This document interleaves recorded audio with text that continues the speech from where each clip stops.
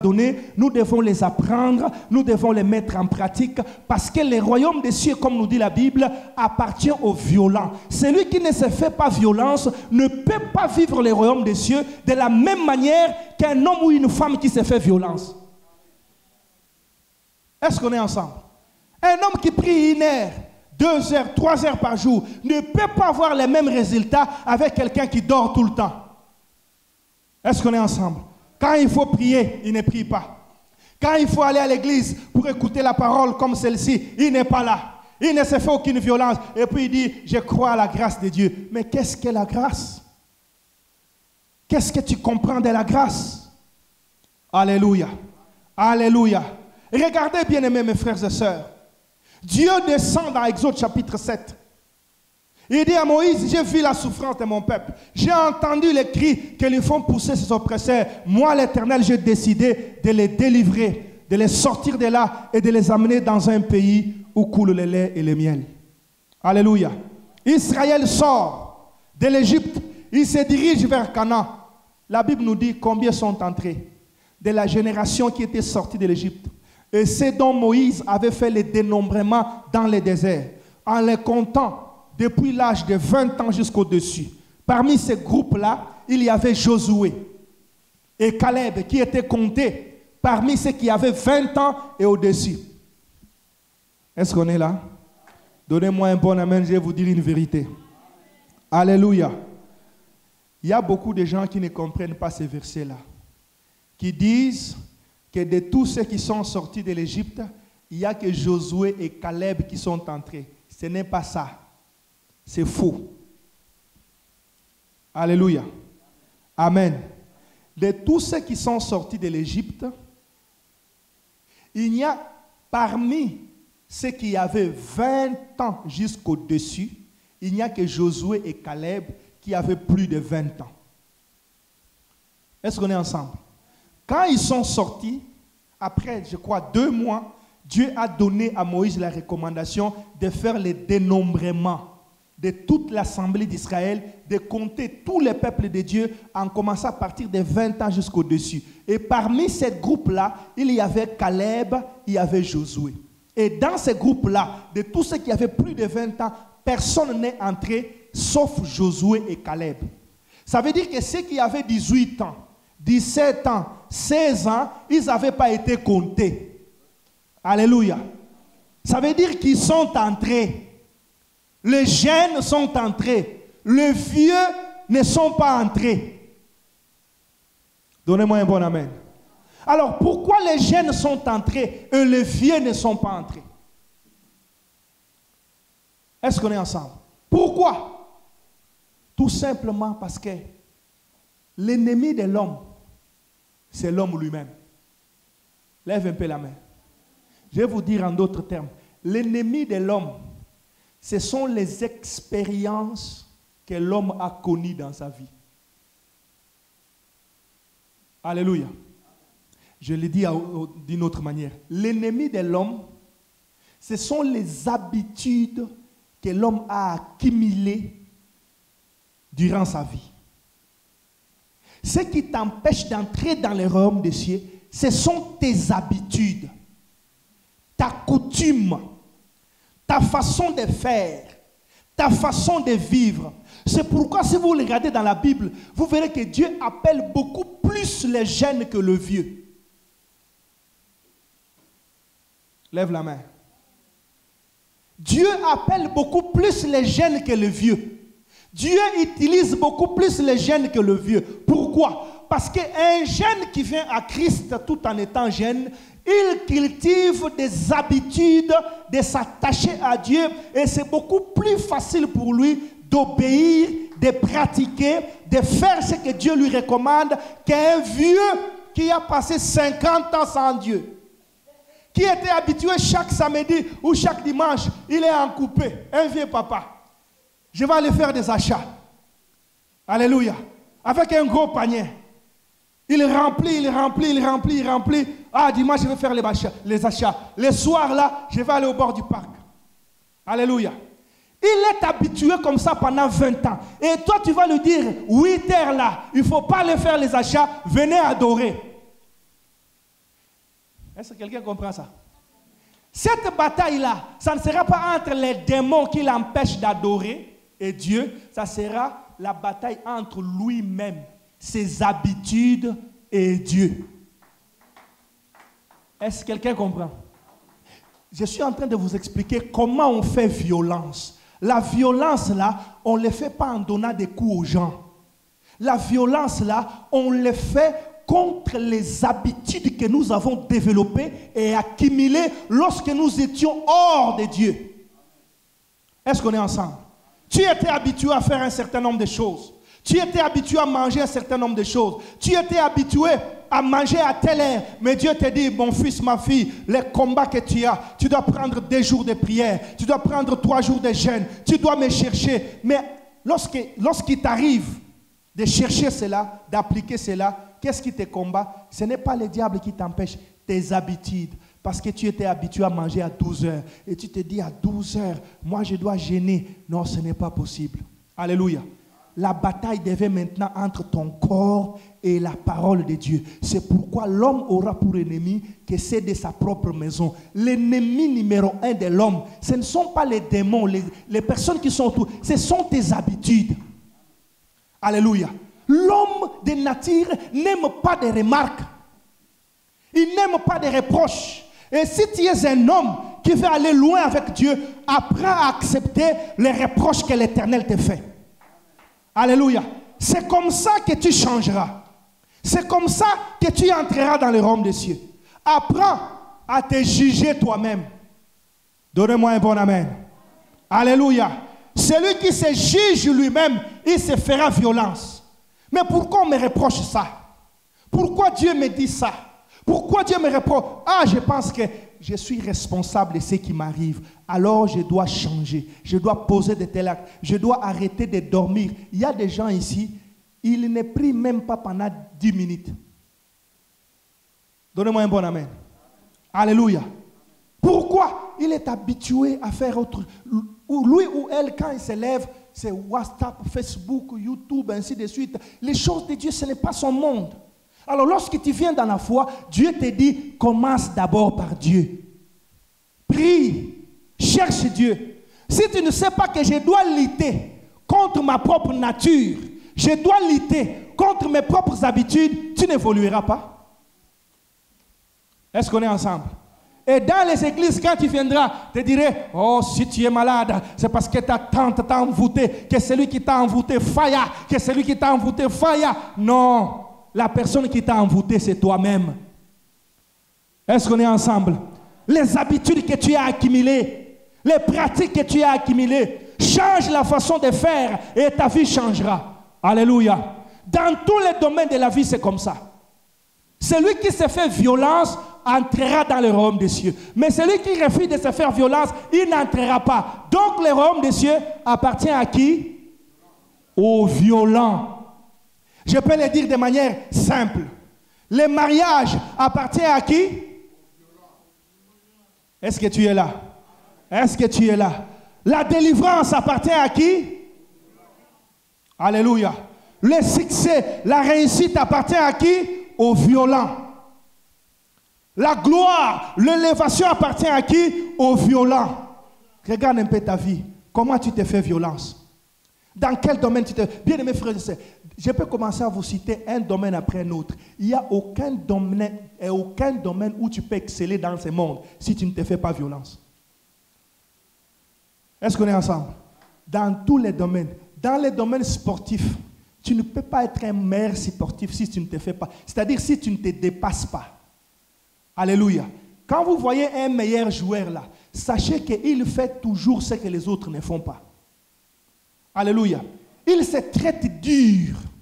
Il traite durement son corps. Mais toi, tu ne veux pas traiter ton corps dur. Comment tu vas évoluer? Quand ton corps te dit dors, tu dors. Réveille-toi, tu te réveilles. Mange, tu manges. Bois, tu bois. Ça, tu ne peux pas évoluer. Est-ce qu'on est ensemble? Aujourd'hui, je suis venu te dire, apprends à dire non à ton corps. Donnez-moi un bon amen. Apprends à te dire non à toi-même. Parce que l'ennemi de ta vie, ce ne sont pas les autres, c'est toi-même. Alléluia. c'est toi-même. Arrête de regarder les autres. Regarde-toi toi-même. Qu'est-ce que j'ai fait de ma vie? Dans tous les domaines, même dans la musique qu'on joue ici. Là. Vous entendez comment je me bats là, comment on se bat ici. Alléluia. C'est parce que dans ces domaines-là, je ne me fais pas violence. Est-ce qu'on est ensemble? Je ne me dépasse pas. Je ne travaille pas plus. Je ne mets pas plus de heures pour produire un son de qualité. Alléluia. Si je veux produire un son de qualité, je n'ai pas à dire que c'est les démons. C'est moi qui dois m'imposer la discipline des heures où je dois travailler pour améliorer ma façon de jouer. Même dans les études, tu ne te fais pas violence, tu ne lis pas tes notes, tu ne pratiques pas, tu ne pourras pas avoir le diplôme. Alléluia. Je me rappelle un jour quand on avait commencé l'université, une professeure nous disait, beaucoup sont appelés, mais peu sont élus. Je paraphrase, c'est ce qu'il disait. Il disait, vous êtes beaucoup. Entrer à l'université, c'est une chose. Sortir aussi de l'université avec le diplôme, c'en est une autre. Vous êtes nombreux, c'est sûr que vous tous, vous n'aurez pas de diplôme. Mais le diplôme sera donné aux travailleurs, à ceux qui vont travailler. Est-ce qu'on est ensemble? Alléluia. À ceux qui vont travailler. J'allais parfois à la bibliothèque, j'étais frappé de voir des jeunes gens qui lisaient toute la nuit debout. Et il ne veut même pas qu'on touche à ses côtés. Des heures et des heures debout, en train de lire, en train d'écrire. Et puis quand un poste va venir, tu penses qu'on va te prendre toi? Alléluia. Oh non, c'est la grâce de Dieu. Ce n'est pas une question de grâce. Lui s'est fait violence. Il a violé ses sommeils, il a violé ses amitiés, il a violé ses coutumes, il a violé ses habitudes pour acquérir une compétence. C'est ainsi qu'on va le prendre. Mais toi qui dors, toi qui ne fais rien, tu ne pourras pas avoir ce que lui va avoir. Donnez-moi un bon amen. C'est ce que Dieu veut dire, que le royaume des cieux appartient aux violents. Fais-toi violence. Tu ne peux pas exceller dans les choses de Dieu si tu es dimanche, tu pries. Autre dimanche, tu viens encore après 6 mois. Et l'autre dimanche, tu ne peux pas exceller. Alléluia. Est-ce que nous aimons la vérité? Quelqu'un aime la vérité ici? On a dit, non, pasteur, là, tu commentes des choses où je laisse. Alléluia. Ah, moi, j'ai décidé de prêcher la vérité. Je prêcherai la vérité parce que seule la vérité libère. Seule la vérité sauve. Dieu me disait ce matin, si le diable était le responsable de tout ce qui vous arrive, je n'allais pas vous juger. Mais je vous jugerai parce que vous êtes les responsables de vos propres vies. Tu es le responsable de ta vie. Tu es ce que tu es à cause de tes choix et de tes décisions. Si tu veux que les choses changent, change ta façon de vivre. Alléluia. Est-ce que tu t'es fait violence? Tu veux le royaume des cieux? Fais-toi violence dans la prière. Alléluia. Quand le réveil va sonner, le corps va te dire tes habitudes du sommeil. Ce n'est même pas les démons. Ce n'est même pas les démons comme nous les pensons. Alléluia. Vous savez, les démons, le Seigneur m'expliquait que leur façon de fonctionner, ils viennent accentuer les désirs de votre corps. Hein? Ils viennent amplifier ça. C'est-à-dire, lorsque Dieu te dit, lève-toi et prie. Et ils vont passer par la fatigue. Oh, ton corps va te dire, tu es fatigué. Et eux aussi vont augmenter les volumes plutôt, voulais-je dire. Ils vont augmenter les volumes de cette faiblesse-là, de cette fatigue-là, et puis tu vas te dire, non, je ne me réveille pas, je préfère rester debout. Mais si tu es celui ou celle qui connaît la parole de Dieu, tu te diras, non, je dois me faire violence parce que le royaume des cieux, la délivrance, la guérison, le miracle appartient aux violents. Tout ce que j'aurai, je l'aurai par la violence. Je l'aurai en maniant mon épée. Lorsqu'Israël sort de l'Égypte, lisez la parole de Dieu. Combien sont entrés? Le diable a tué combien dans le désert? Alléluia. Pourquoi Dieu s'est arrangé qu'il n'y ait que des jeunes qui vont entrer? que ce vieux-là soit exterminé. Parce que Dieu savait que l'obstacle de ces gens, ce n'est pas moi, ce n'est pas non plus le diable, mais ce sont les habitudes qu'ils ont accumulées en Égypte. Regardez que chemin faisant, ils avaient des habitudes. Alléluia. C'était quoi? Murmure. Ah, ils sont en Égypte. Alléluia. Foufoua moto. Donnez-moi un bon amen. Alléluia. Nous vraiment en Égypte maintenant, on mangeait un foufou chaud. Qu'est-ce qu'il y a avec cette manne? Cette manne, matin manne, midi manne, soir manne. Mon âme, nos âmes sont fatiguées de cette manne. Et Dieu se disait, tiens, vous, moi je me débrouille ici avec les anges, je donne des ordres, on vous prépare de la nourriture, on vous l'amène sur la terre, vous mangez. Et puis malgré ça, vous ne me bénissez pas. Vous vous rappelez de viande que Pharaon vous donnait sous les coups de fouet. Ah, vous n'allez pas entrer. Alléluia. Qu'est-ce qui les a empêchés? Ce n'était pas Dieu, mais c'était les habitudes qu'ils avaient développées en Égypte. Est-ce qu'on est ensemble? Alléluia. Quelles sont tes habitudes? Qu'est-ce que tu as développé comme habitude? Qu'est-ce qui t'empêche de manifester la gloire de Dieu? Alléluia. Ça peut être le sommeil. Ça peut être la paresse. Il y a des gens très paresseux de lire la Bible. C'est quand la dernière fois que tu as lu la Bible? Tu penses que tu connaîtras Dieu, tu évolueras avec Dieu si tu ne t'imposes pas la discipline de lire la Bible. Donnez-moi un bon amen. Alléluia. C'est quand la dernière fois que tu as lu la Bible? C'est quand la dernière fois que tu as médité? Tu attends qu'on te dise, ah, tu es malade parce que ta tante t'a envoûté. C'est ce que tu attends. Mais toi-même, est-ce que tu lis la parole?